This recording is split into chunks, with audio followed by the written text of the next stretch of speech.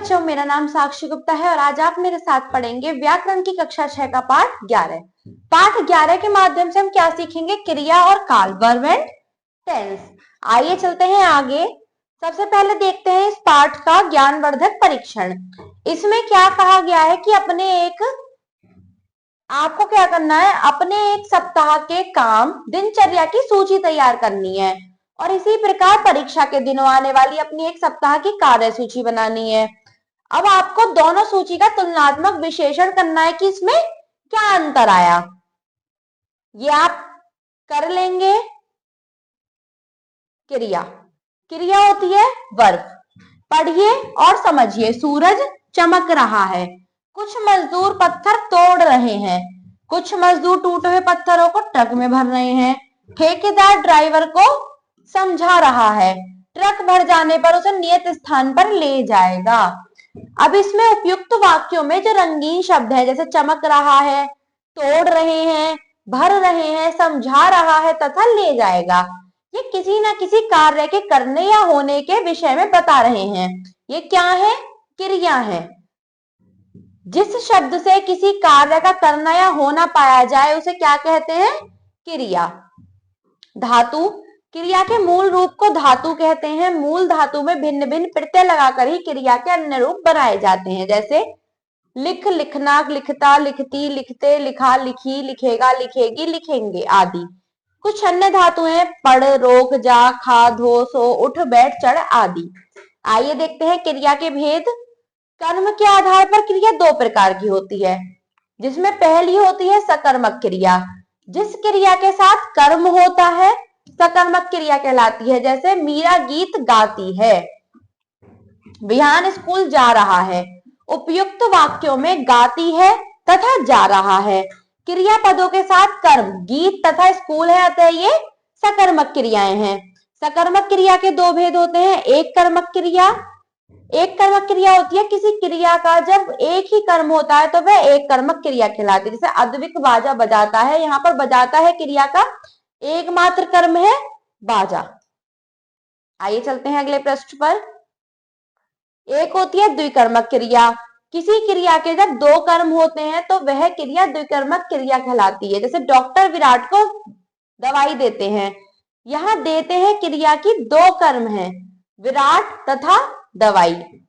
अकर्मक क्रिया, अकर्मक क्रिया क्या होती है कि जिस क्रिया के साथ कर्म नहीं होता अकर्मक क्रिया कहलाती है। जैसे बैल दौड़ता है, कुत्ता भौंक रहा है। उपयुक्त वाक्यों में दौड़ता है तथा भौंक रहा है क्रिया पदों के साथ कर्म नहीं है, अतः ये अकर्मक क्रियाएं हैं। रचना के आधार पर क्रिया के 5 भेद होते हैं, जिसमें पहला क्या है? संयुक्त क्रिया। संयुक्त क्रिया,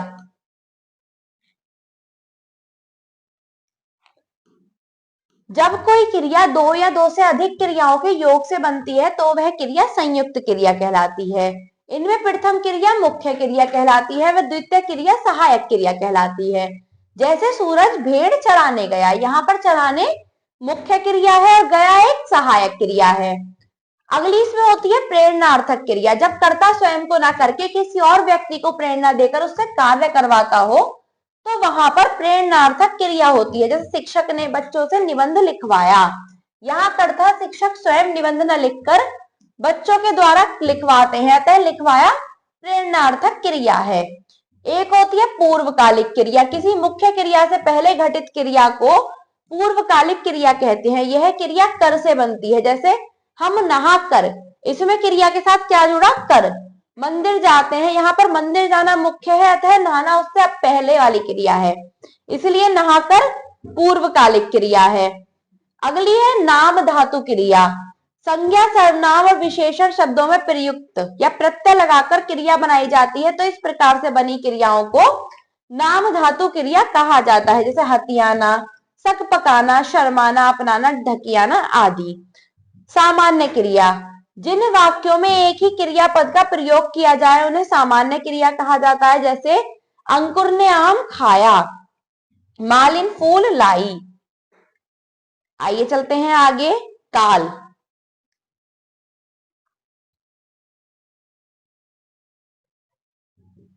ज्ञानवर्धक परीक्षण, आप सुबह सैर पर गए थे, सोचकर बताइए आपके द्वारा की गई यह क्रिया किस काल में की गई है।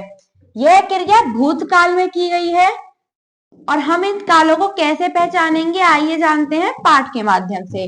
जैसा कि पूर्व में कहा गया है कि क्रिया अपने मूल रूप में कम ही प्रयुक्त होती है। लिंग, वचन, पुरुष, कारक, वाच्य आदि के कारण क्रिया का रूपांतरण होता है। क्रिया के रूपांतरों में से एक रूपांतर ऐसा है जिसमें बताया गया है कि क्रिया के संपन्न होने का समय क्या है, भूत, वर्तमान या भविष्य। क्रिया के इस विकारक तत्व को काल कहते हैं। जैसे बच्चे पढ़ रहे थे, भूतकाल, बच्चे पढ़ेंगे, भविष्य काल, बच्चे पढ़ रहे हैं, वर्तमान काल। क्रिया के जिस रूप से उसके संपन्न होने के समय का बोध हो उसे क्या कहेंगे, काल। काल के भेद, काल के 3 भेद होते हैं। आइए चलते हैं आगे और देखते हैं काल के भेद। प्रथम है इसमें वर्तमान काल, जिसको हम प्रेजेंट टेंस बोलते हैं। क्रिया के जिस रूप से क्रिया के चल रहे समय में होने का बोध हो उसे वर्तमान काल कहते हैं। जैसे चिड़िया उड़ रही हैं, पिताजी समाचार सुन रहे हैं। उपर्युक्त वाक्यों में रही हैं शब्द क्रिया के होने का बोध करा रहे हैं, अतः ये काम अब हो रहा है। अतः यह स्पष्ट है कि ये क्रियाएं वर्तमान काल में हो रही हैं। जिनके अंत में है, हूं, हे इत्यादि शब्द आते हैं वे वर्तमान काल की क्रियाएं होती हैं। वर्तमान काल के 3 भेद होते हैं। सामान्य वर्तमान काल, क्रिया के जिस रूप से वर्तमान में सामान्य रूप से होने का बोध हो उसे सामान्य वर्तमान काल कहा जाता है। जैसे बच्चा दूध पीता है, दादी माला जपती हैं। एक होता है अपूर्ण वर्तमान काल, क्रिया के जिस रूप से वर्तमान में कार्य के आरंभ होकर अभी होते रहने की स्थिति का बोध हो उसे अपूर्ण वर्तमान काल कहते हैं। जैसे आराध्या पढ़ रही है, वह सो रही है। इसमें क्या हो रहा है कि काम हो रहा है लेकिन हमें ये नहीं पता कि वो कब खत्म होगा। संदिग्ध वर्तमान काल, क्रिया के जिस रूप से वर्तमान में क्रिया होने की स्थिति अनिश्चित हो उसे संदिग्ध वर्तमान का कहा जाता है। जैसे मीनू आ रही होगी, परीक्षा परिणाम आ गया होगा। आगे चलते हैं, अगला होता है भूतकाल यानी पास्ट टेंस। क्रिया के जिस रूप से कार्य के बीते हुए समय में समाप्त होने का बोध हो उसे भूतकाल कहते हैं। जैसे शिकारी ने शेर को मार दिया, अमृता ने गीत गाया। उपयुक्त वाक्यों में दिया तथा गाया शब्द क्रिया के हो चुकने का बोध करा रहे हैं, अतः यह स्पष्ट है कि ये क्रियाएं भूतकाल में हुई हैं। जिन वाक्यों के अंत में था, थे, थी इत्यादि शब्द आते हैं वह भूतकाल की क्रियाएं होती हैं। अगला है भूतकाल के 6 भेद। भूतकाल के 6 भेद होते हैं। प्रथम है सामान्य भूतकाल, क्रिया के जिस रूप से बीते हुए समय में कार्य के सामान्य ढंग से होने का बोध हो उसे क्या कहते हैं, सामान्य भूतकाल। जैसे शालू ने नृत्य किया, बच्चे पिकनिक पर गए। आसन्न भूतकाल, क्रिया के जिस रूप से कुछ ही समय पहले क्रिया के होने का बोध हो उसे आसन्न भूतकाल कहते हैं। जैसे पार्थ विद्यालय गया है, मैंने कहानी पढ़ ली। एक होता है पूर्ण भूतकाल, क्रिया के जिस रूप से बीते हुए समय में कार्य के पूरे हो जाने का बोध हो उसे पूर्ण भूतकाल कहते हैं। जैसे वर्षा रुक गई थी, बच्चे गृह कार्य कर चुके थे। अपूर्ण भूतकाल, क्रिया के जिस रूप से बीते समय में क्रिया की समाप्ति का बोध ना हो उसे अपूर्ण भूतकाल कहा जाता है। जैसे तुषार कार चला रहा था, फुटबॉल मैच चल रहा था। संदिग्ध भूतकाल, क्रिया के जिस रूप से बीते हुए समय में क्रिया के होने का अनिश्चित बोध हो उसे संदिग्ध भूतकाल कहा जाता है। जैसे बस छूट गई होगी, उसने चित्र बना दिए होंगे। हेतु हेतुमत भूतकाल, जहां भूतकाल में क्रिया दूसरी क्रिया पर निर्भर हो उसे हेतु हेतुमत भूतकाल कहते हैं। जैसे यदि बच्चे मेहनत करेंगे तो पास हो जाएंगे। अगला है यदि वर्षा होती तो फसल अच्छी होती, भविष्यकाल, क्रिया के जिस रूप से आने वाले समय में कार्य के होने का बोध हो उसे भविष्यकाल कहते हैं। जैसे कान्हा बांसुरी बजाएगा, यश अपना जन्मदिन मनाएगा। उपयुक्त वाक्यों में बजाएगा तथा मनाएगा शब्द क्रिया के आने वाले समय में होने का बोध करा रहे हैं। अतः यह स्पष्ट है कि ये क्रियाएं भविष्य काल में होंगी। जिन वाक्यों के अंत में आएगी, करेंगे, बढ़ाएंगे, लगाएंगे इत्यादि शब्द आते हैं वे भविष्य काल की क्रियाएं होती हैं। भविष्य काल के दो भेद होते हैं।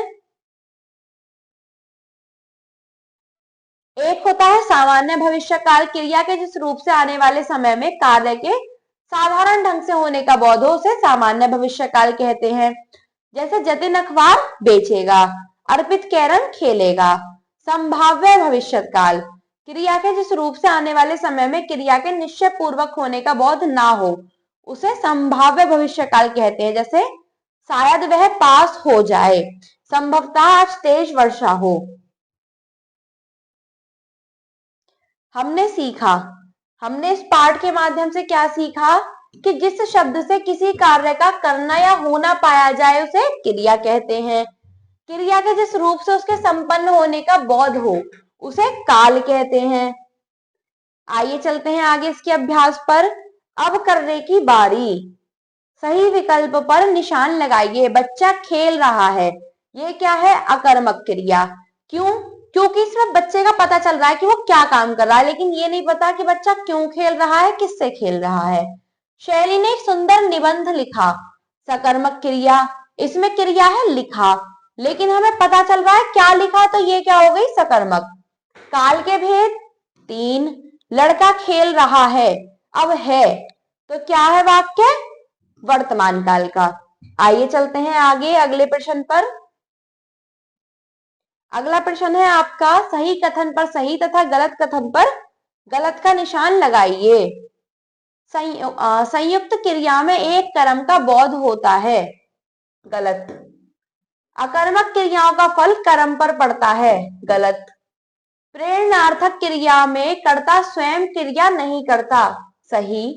सकर्मक क्रिया में क्रिया का संबंध कर्म से होता है, सही।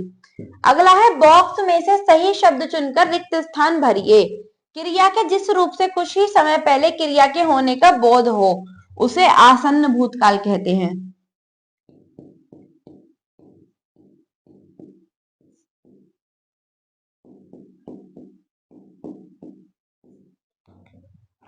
क्रिया के द्वारा यह बोध हो कि क्रिया का मुख्य विषय कर्ता, कर्म तथा भाव है उसे वाच्य कहते हैं। क्रिया के जिस रूप से कार्य के होने का समय का बोध हो उसे काल कहते हैं।